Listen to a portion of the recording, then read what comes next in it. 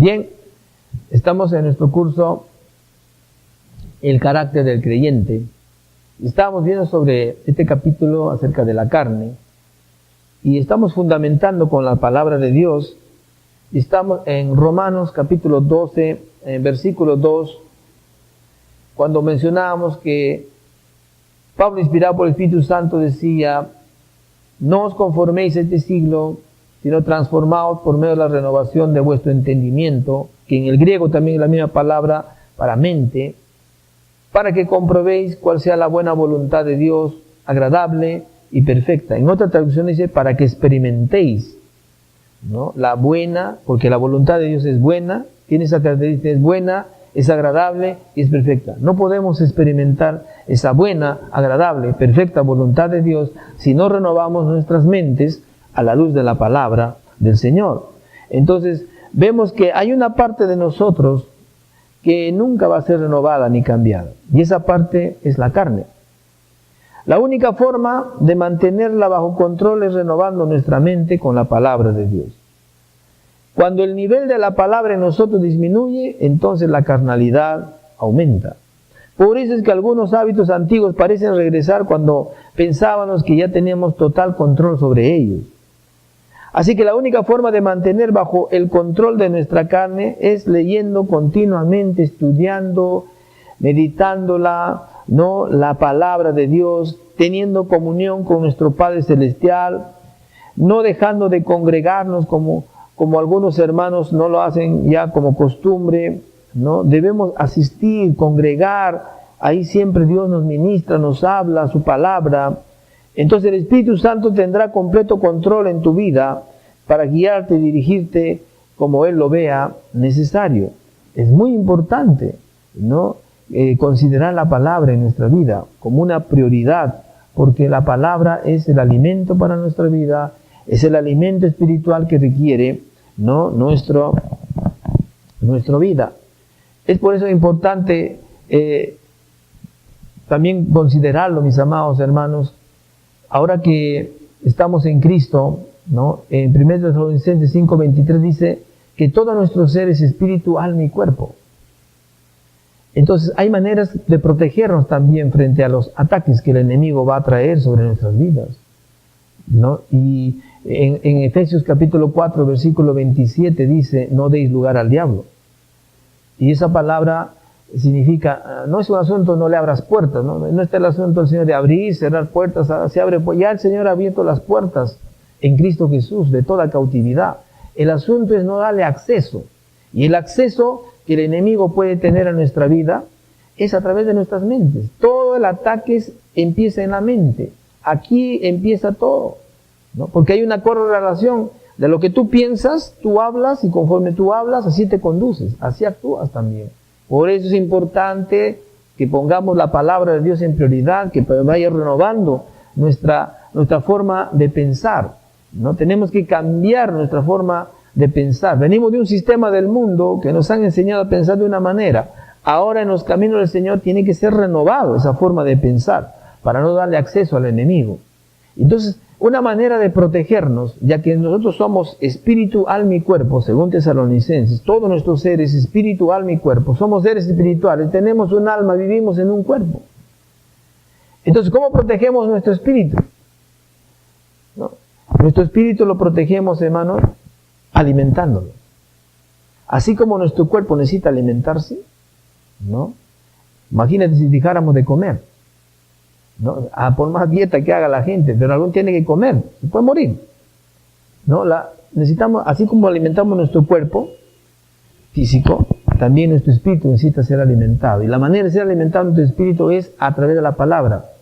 Porque en Juan 6:63 dice que la palabra es espíritu y es vida. Entonces la palabra es el alimento para nuestro espíritu, para que esté fuerte nuestro espíritu, tengamos un espíritu fuerte. Y es importante también ser lleno del Espíritu Santo, ¿no? Para estar edificados, cargados espiritualmente, fuertes espiritualmente, porque quien debe dirigir nuestra vida es el Espíritu, no es nuestro cuerpo, no es nuestra mente, ahora que somos nuevas criaturas en Cristo. ¿Qué otra manera tenemos para protegernos frente a los ataques que el enemigo puede traer? Es a través también de nuestra alma. En el alma siempre encontramos, ¿no?, nuestra mente, emociones, voluntad.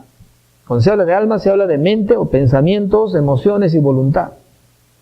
Y hemos visto aquí en Romanos, capítulo 12, tomando del versículo 1 y 2, en el versículo 12, 1 dice: así que, hermanos, os ruego por las misericordias de Dios que presentéis vuestros cuerpos en sacrificio vivo, santo, agradable a Dios, que es vuestro culto racional. Y seguidamente dice: no os conforméis a este siglo, sino transformaos por medio de la renovación de vuestro entendimiento, para que comprobéis cuál sea la buena voluntad de Dios, agradable y perfecta.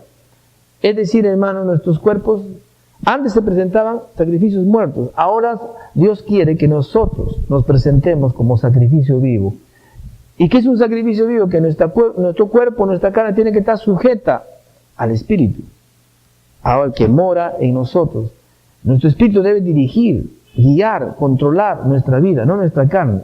¿Se dan cuenta cuántas veces, hermanos, tal vez hemos decidido leer la Biblia, vamos a estudiar, te pones a disponer a leer la Biblia y de poco a poco te viene el bostezo, cansancio y te quedas dormido? ¿No? Hay esa contraposición. Nuestro espíritu, hermanos, necesita ser alimentado espiritualmente. O a veces no te ha pasado que a veces te decides orar y de pronto estás orando y en un momento te quedas dormido, ¿no? Es porque nuestro cuerpo está en contra de esas cosas. Pero nuestro cuerpo no nos puede dominar, ¿no? Si te duermes sentado o arrodillado, párate, ¿no? A ver si parado se va a dormir tu cuerpo. Pero nuestro cuerpo no nos puede dominar. ¿Cuántas veces nuestro cuerpo nos ha dictado las cosas que debemos hacer? Nuestro cuerpo ha hablado más, nuestra carne ha hablado más, nos ha dicho lo que tenemos que hacer. Y nuestra mente se ha puesto de acuerdo y hemos dirigido al espíritu. Es al contrario, el espíritu dirigiendo al cuerpo y a todo nuestro ser. Eso es lo que estamos aprendiendo el día de hoy. Entonces, una manera de protegernos es renovando nuestra mente y nuestras emociones, ¿no?, a la luz de la palabra. Mentes siendo selectivos en lo que pensamos. Sé selectivo en lo que piensas. Veíamos que ¿en qué debemos pensar? Pensar en lo que es bueno, lo que tiene virtud alguna. Eso está en Filipenses. Pero también tenemos que vivir la vida de acuerdo a, como dice la palabra, emociones controladas, controlar nuestras emociones. Y de esa manera vamos a tomar buenas decisiones. Y nuestro cuerpo que tiene pasiones, nuestra carne que tiene pasiones, ¿no?, deseos, ¿no?, debe estar sujeto a nuestro espíritu, para que nuestro sacrificio sea un sacrificio vivo, agradable al Señor. Haciendo un repaso entonces del estudio de la carne, vemos que cuando una persona opera en la carne, está operando, ¿no?, en su naturaleza no gobernada por el Espíritu Santo. Un incrédulo siempre opera en la carne, porque toda su naturaleza carece del Espíritu Santo. He tenido casos a veces de hermanas han venido llorando: pastor, ¿qué hago? Mi esposo, ya no sé qué hacer, ya no lo soporto, no cambia, le he gritado, le he hablado, le he dicho, lo quiero traer a la iglesia, no quiere venir, no sé qué hacer, cuánto anhelaría que él venga, que cambie, que sea diferente, que sea responsable. No pasa nada. La respuesta siempre es: mientras no vuelva a nacer de nuevo, mientras no toma esa decisión, ¿no?, de rendir su corazón a Dios, de recibirlo, de experimentar el nuevo nacimiento, de tener la nueva naturaleza, no va a pasar nada. Porque un incrédulo siempre, hermano, siempre opera en la carne, porque toda su naturaleza carece del Espíritu Santo. Ese es el privilegio que tenemos, que a Dios, el Dios Todopoderoso, le ha placido. En los tiempos antiguos, ¿no?, Dios habitaba en templos hechos por manos humanas. Pero ahora Dios ha decidido vivir en cada uno de nosotros que hemos creído. Somos el templo del Espíritu Santo, tenemos su presencia. Mira qué privilegio que el Espíritu Santo está en nosotros. Y eso marca la diferencia. Un cristiano opera en la carne cuando confía en sus 5 sentidos o en su intelecto natural. Cuando una persona nace de nuevo, recibe una nueva naturaleza, recibe la naturaleza de Dios. Cuando el Espíritu Santo viene a morar en el nuevo creyente, lo cual ocurre en el instante en que acepta a Jesús como Señor y Salvador, Él instantáneamente, ¿no?, regenera o renueva la vieja naturaleza de la persona al regenerar al hombre espiritual. Desafortunadamente, aun cuando poseemos la capacidad de operar en esta nueva naturaleza, nuestra alma, que tiene que ver con mente, emociones, voluntad, no es renovada como nuestro espíritu, de modo que no puede operar en la manera en que Dios desea que lo haga por su palabra, y nosotros debemos vivir de acuerdo a la palabra. Nuestra alma, también hemos visto, es renovada a lo largo del resto de nuestra vida aquí en la tierra. Mientras más oímos la palabra y actuamos en ella, más es renovada nuestra alma. A veces decimos, no, sí, yo ya sé que tengo que renovar mi mente. Sí, yo estoy renovando mi mente, estoy leyendo la palabra, estoy confesándola. Pero ¿sabes cuál es la mejor evidencia de que alguien ha renovado su mente en cierta área de su vida? Cuando lo vive, lo practica, ya lo haces, actúas de acuerdo a la naturaleza, a esa nueva naturaleza que tú tienes. Ahí se puede decir, oye, ese hermano, ese ministro, ese siervo, ese pastor, ha renovado su mente, ya es diferente. Es la manera, no es tanto cuanto pensamos que estamos renovando, es hacerlo, vivirlo, lo que ya la palabra de Dios dice, que tenemos una nueva naturaleza. Entonces estamos realizando este estudio sobre la carne para poder comprender mejor cómo opera y así poder controlarla para que no opere en nuestra vida. Ahora hemos visto también algunas definiciones importantes y una forma resumida, ¿no? Vamos a recordar. Carne, ¿qué significa? Es la naturaleza del hombre sin el Espíritu Santo y gobernado por sus 5 sentidos. Una definición, la verdad, que clarifica todo, hermano. Recuerden, estamos haciendo este repaso del estudio de la carne. Carne significa naturaleza del hombre sin el Espíritu Santo y gobernado por sus 5 sentidos.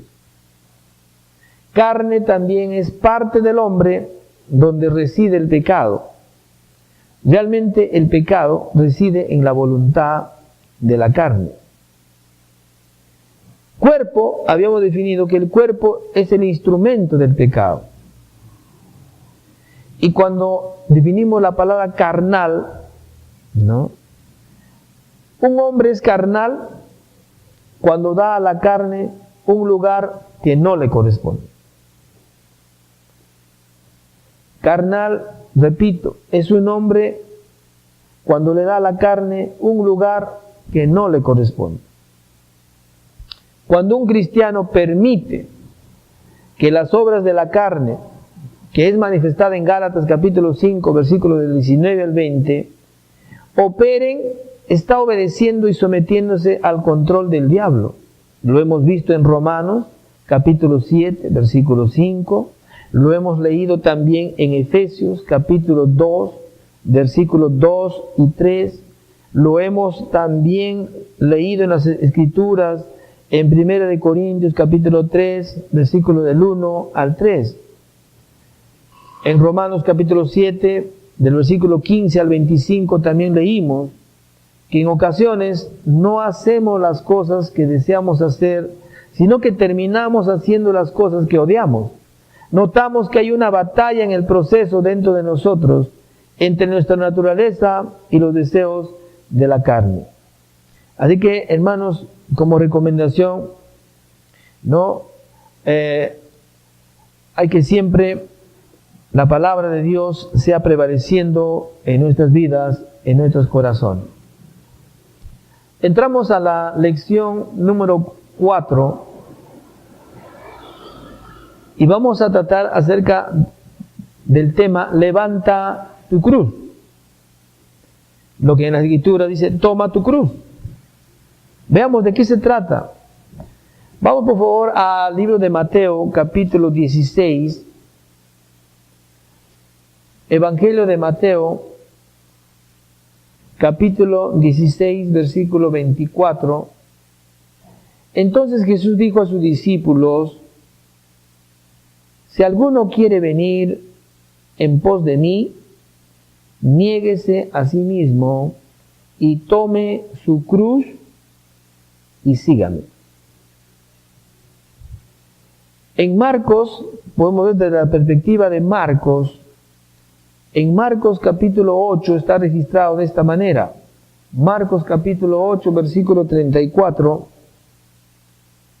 Y llamando a la gente y a sus discípulos, les dijo: si alguno quiere venir en pos de mí, niéguese a sí mismo y tome su cruz y sígame. Y desde la perspectiva de Lucas, esta misma escritura, en Lucas capítulo 9, versículo 23, y decía a todos: si alguno quiere venir en pos de mí, niéguese a sí mismo, tome su cruz cada día y sígame. Vamos a ver lo que significa tomar tu cruz. Otra traducción dice: para el que quiera venir en pos de mí, dice, así desea ser un seguidor mío.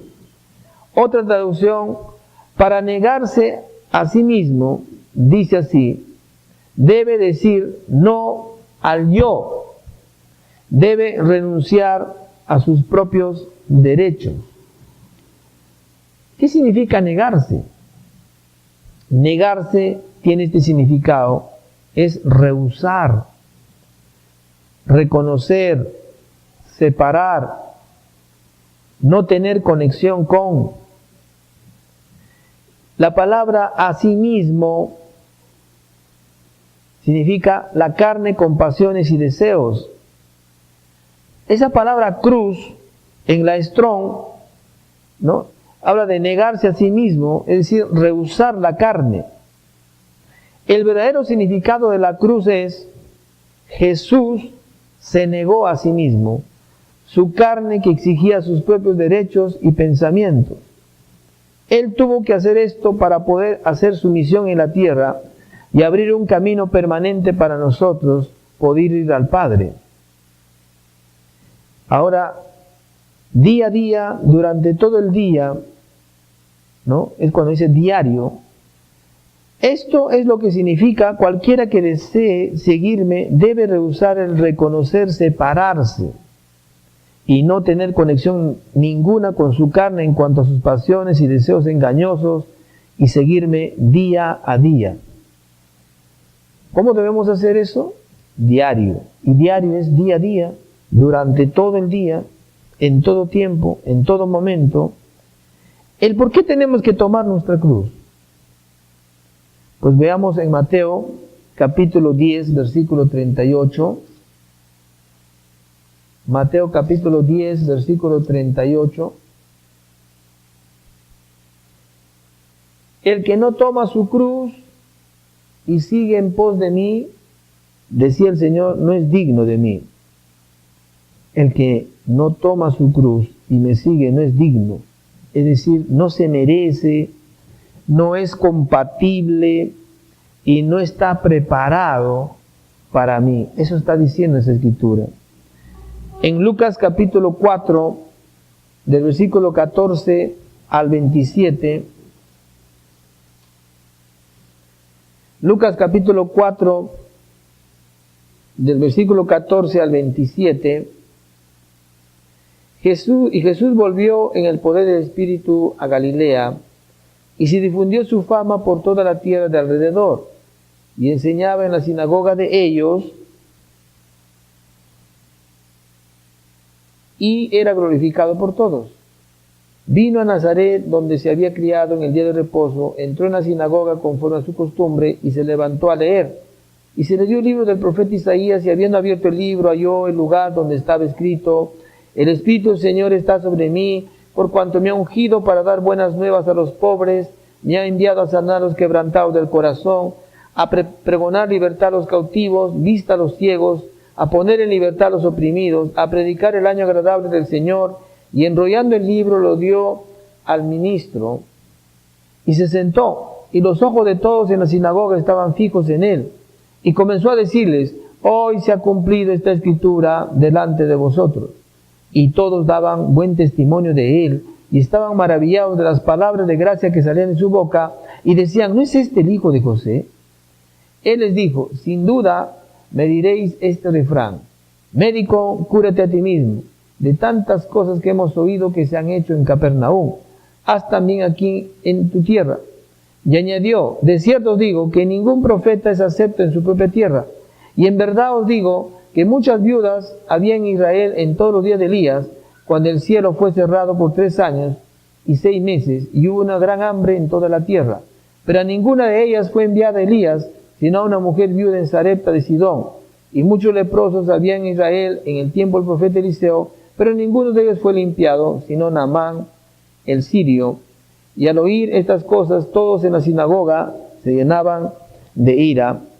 Entonces, vemos que el que no toma su cruz y me sigue, dijo, no puede ser mi discípulo, un pupilo mío, un imitador de mí. Interesante, lo que el Señor quería decirnos es que seamos imitador de Él.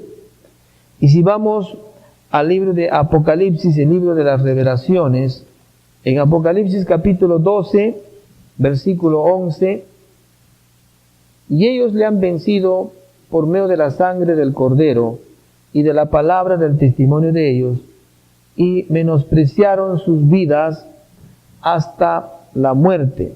Está diciendo, y ellos vencieron, ¿a quién? Al diablo, por la sangre del Cordero, o sea, la salvación, y la palabra de su testimonio, o sea, hay testigos, y no amaron, dice, su vida hasta la muerte, negaron su propia carne.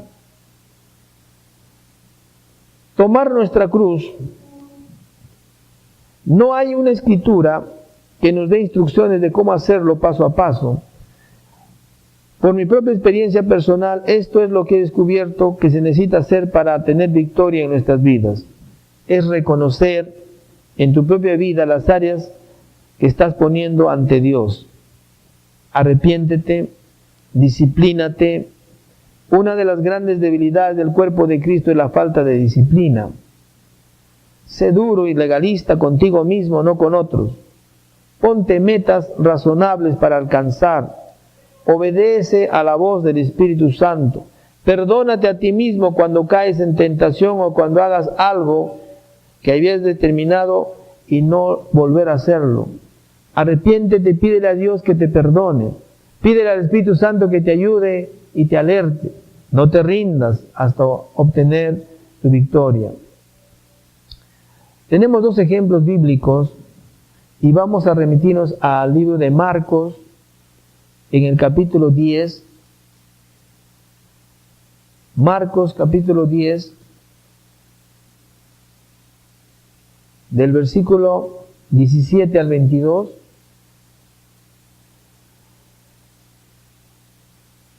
Al salir él para seguir su camino, vino uno corriendo e hincando la rodilla delante de él, le preguntó, Maestro bueno, ¿qué haré para heredar la vida eterna? Jesús le dijo, ¿por qué me llamas bueno? No hay, ninguno hay bueno, sino solo uno, Dios.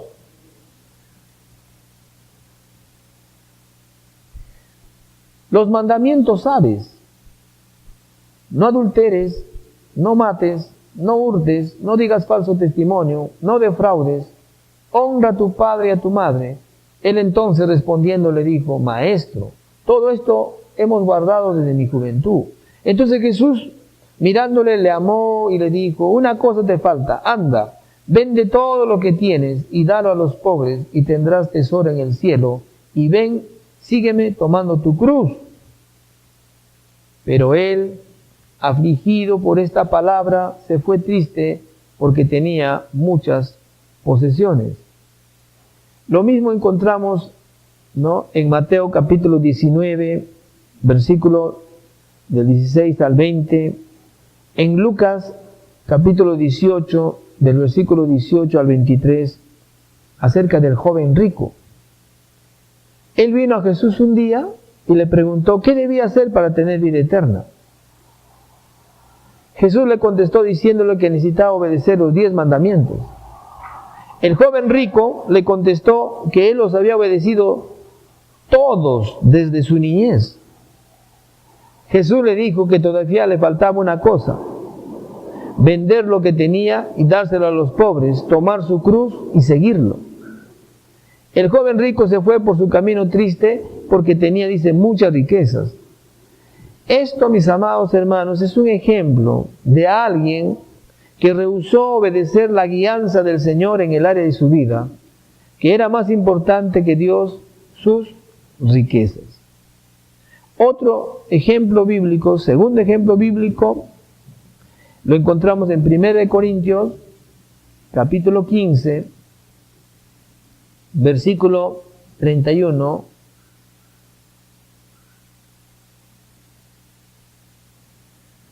Os aseguro, hermanos, por la gloria que de vosotros tengo en nuestro Señor Jesucristo, que cada día muero.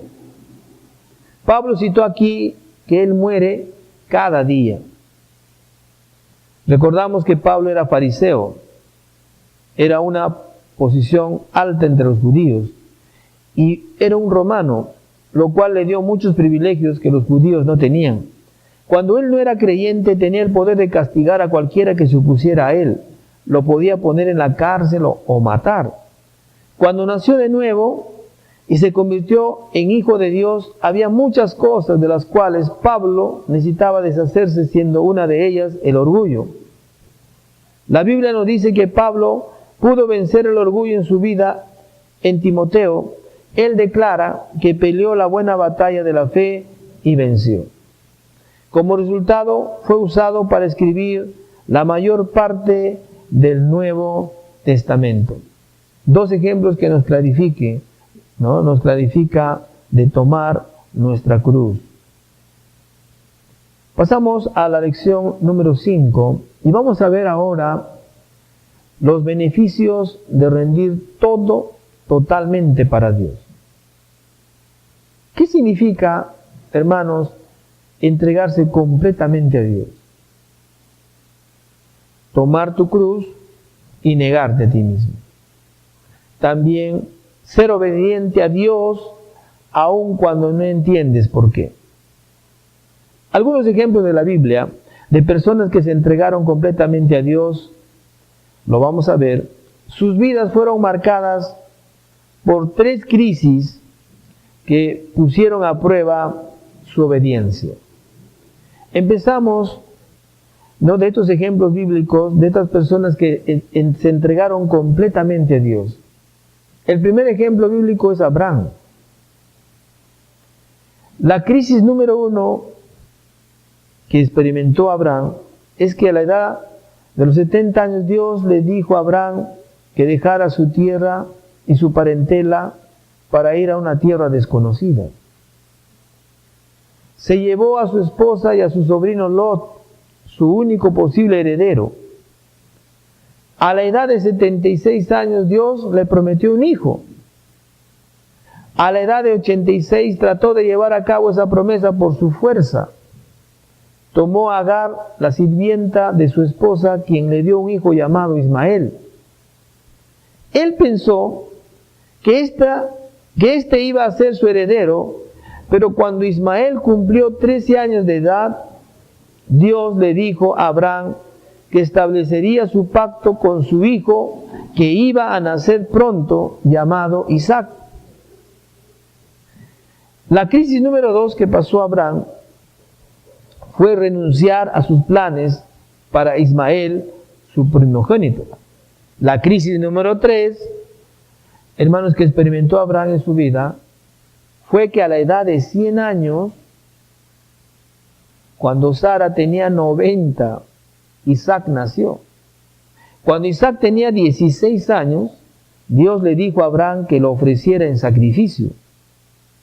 Dios proveyó un sustituto, un cordero. Cuando Abraham actuó en la carne, produjo al padre de la nación árabe, de la cual ha sido un constante enemigo de la nación de Israel, el cual Isaac es su padre. Y como resultado, Jesús vino a través de su semilla. Otro ejemplo bíblico hermanos, de personas que se entregaron completamente a Dios, encontramos en la vida de Ruth. Todos recordamos que en aquel tiempo de Ruth había hambre en la tierra de Judá. Elimelech y Noemí y sus 2 hijos emigraron a Moab, una tierra al este de Judá. Elimelech murió y sus 2 hijos se casaron con mujeres moabitas, siendo una de ellas Ruth. Los 2 hijos murieron dejando a su madre Noemí y sus 2 esposas, una de las cuales era Ruth. Noemí decidió retomar a Judá para estar entre su pueblo y soltar de su obligación a sus 2 nueras de tener cuidado de ellas y animarlas que se quedaran en su propia tierra, Moab. Ruth se negó a sí misma, renunció a su familia, a su tierra, a sus amistades, para seguir a su suegra, la cual era una mujer de Dios, y se comprometió a seguirla a donde quiera que fuera.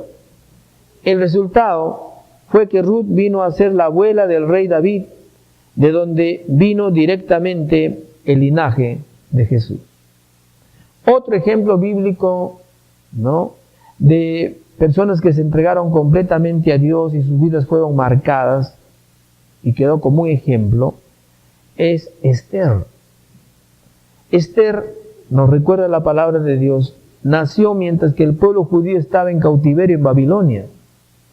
Ella fue huérfana, fue criada por su tío Mardoqueo, el cual tenía una posesión importante en el palacio del rey. El rey se deshizo de su esposa porque rehusó obedecerla y luego se sintió muy solo sin ella. Sus consejeros reunieron a todas las jóvenes vírgenes de la tierra para que el rey escogiera su nueva reina. Escogió a Esther. Esther mantuvo su nacionalidad judía en secreto. La nación judía iba a ser aniquilada y Mardoqueo le pidió a la reina Esther que hablara con el rey para salvar a la nación. Al aceptar el reto se estaba sujetando a perder su vida, sin embargo, decidió seguir adelante con su reto. El resultado salvó a la nación. Otro ejemplo de personas que se entregaron completamente a Dios, tenemos el apóstol Pablo. Pablo era romano, un judío. Era también fariseo de posición alta entre los judíos. Tenía todos los privilegios de su alta posición con los judíos y los privilegios de ser también un ciudadano romano.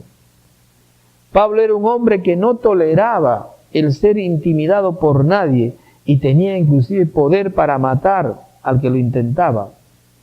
Pablo nació de nuevo, y cómo vino el cambio, y fue lleno del Espíritu Santo. Mientras predicaba era insultado, apedreado, puesto en prisión, pero tomó la decisión de no defenderse. El resultado fue honrado de haber escrito la mayor parte del Nuevo Testamento. Entonces vemos algunos ejemplos en la Biblia de quienes también no se entregaron completamente a Dios. Lo tenemos registrado aquí en la palabra de Dios. Y tenemos como ejemplo a Esaú.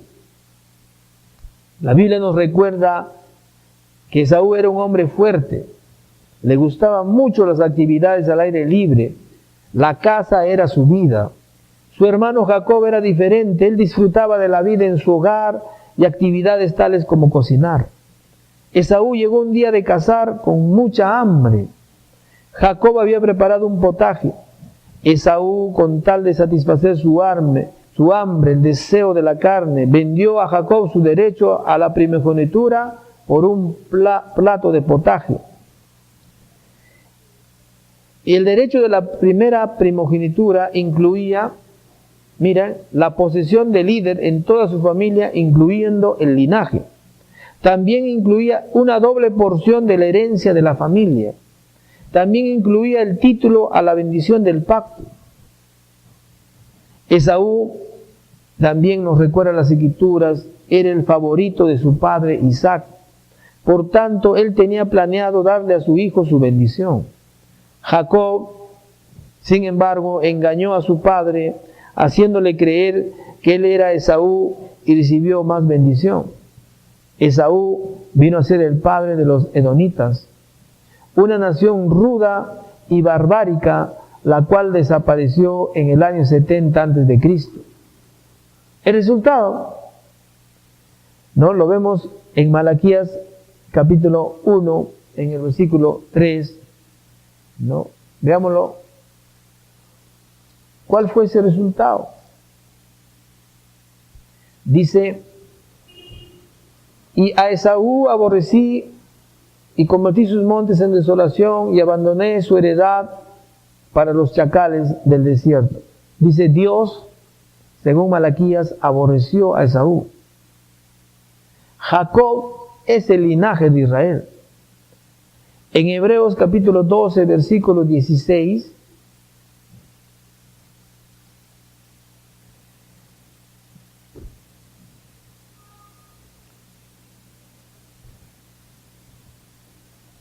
Esaú era una persona realmente sin Dios, era una persona inmoral, ¿no? Entonces vemos que otro ejemplo también tenemos aquí en las Escrituras a Jesse, como ejemplo de que no se entregaron completamente a Dios. El registro se tiene de esta manera. Dice que Jesse era el sirviente de Eliseo. Naamán, un alto líder militar en Siria, tenía lepra y vino a Eliseo buscando sanidad y él lo tomó. Luego de recibir su sanidad, Naamán quería pagarle a Eliseo, quien rehusó tomar el dinero. Luego Naamán se fue. Jesse corrió detrás de él con el pretexto de que algunos viajantes habían venido a Eliseo con necesidad y Eliseo lo había mandado para conseguir ropa y dinero para ellos. Escondió lo que recibió de Naamán y volvió a Eliseo, quien lo expuso por el espíritu. Jesse recibió la lepra de Naamán. Tenía el privilegio de caminar en la luz de un gran hijo de Dios, pero no pudo ver el significado de ello por su preocupación de ganar cosas materiales. Eliseo había seguido a su maestro, Elías, y había recibido una doble porción de su unción. Jesse pudo haber recibido la unción de Eliseo, pero eso no fue así. Otro ejemplo claro en la palabra de Dios tenemos en la vida de Sansón. Antes de que Sansón naciere, estaba destinado a ser un liberador de Israel de las manos de los filisteos, el cual era el mayor enemigo de Israel en ese tiempo. Un ángel del Señor vino a la madre de Sansón, la cual era estéril, y le dijo que iba a tener un hijo, el cual iba a ser nazareo toda su vida. Ser un nazareo en esos días significaba abstenerse de tomar vino, de uvas o cualquier trago que intoxicara. Nunca se podía cortar el cabello, siendo un símbolo de que pertenecía totalmente a Dios. Nunca se podía acercar a una persona muerta. En términos modernos, significaría una persona totalmente rendida a Dios, obedeciéndole en todo y negando a su carne. La mamá de Sansón se comprometió a criarlo como un nazareo. Toda su niñez y adolescencia y parte de su vida de adulto obedeció a esos votos con gran fuerza. Pero como todos sabemos, después empieza el cambio. Dios lo usó poderosamente para ir en contra de los filisteos. Los filisteos muchas veces trataron de capturarlo, pero no podían por causa de su gran fuerza. Sansón tenía gran fe en el don que Dios le había dado, pero a la misma vez tenía una debilidad por las mujeres bellas. Una de estas mujeres se llamaba Dalila, la cual los filisteos usaron para investigar dónde Sansón adquiría esa gran fortaleza. Por causa de su lujuria, por ella, Sansón confió y le dijo que su cabello, el cual era símbolo de su dedicación a Jehová, era cortado. Si era cortado, perdía su gran fuerza. Mientras él dormía, Dalila le cortó el cabello y llamó a los filisteos para que vinieran a capturarlo. Ellos pudieron capturarlo por causa de la pérdida de su gran fuerza, no porque se le haya cortado su pelo, sino porque mantuvo su voto como nazareo o su comunión con Dios por causa de sus deseos carnales. ¿Sabe lo que pasaron? Producto de todo eso, le sacaron los ojos, le condenaron a una vida de esclavitud. Su trabajo de esclavo era uno de los más grandes, degradantes trabajos que un hombre podía haber hecho en su tiempo. Él se arrepintió a Dios y poco a poco su pelo comenzó a crecer otra vez. Un día, luego que su cabello había crecido completo, 3000 filisteos celebraban una gran fiesta en el templo de su Dios. Trajeron a Sansón a la fiesta para poder burlarse de él. Él le pidió a su ayudante que lo colocara entre los 2 pilares que sostenían el techo del templo. Como ya había recibido su fuerza de parte de Dios, pudo empujar los 2 pilares y sacarlo de su lugar, así muriendo él y los 3000 filisteos. El resultado, luego que se arrepintió a Dios, Dios lo usó, por cuanto más hubiera podido ser hecho por Dios si no hubiera permitido a su carne que lo arruinara. Continuamos la siguiente clase.